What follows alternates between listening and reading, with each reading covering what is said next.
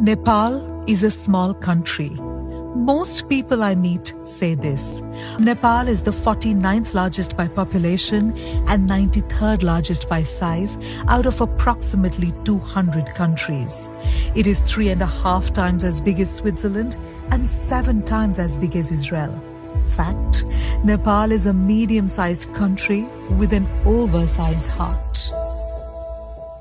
In Nepal, colors are everywhere. Almost 40% of Nepal's area is covered in lush forests, home to our rich biodiversity.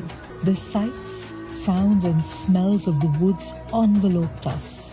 A walk through the forest gives a sense of peace that few other things can, isn't it? Flowers dot the landscape of Nepal. The most popular endemic varieties being rhododendrons. In these flowers, we saw violet, intense violet, enchanting violet. It reminded us that in Nepal, beauty is everywhere. And I believe that a country crowned by the mighty Himalayas cannot be poor.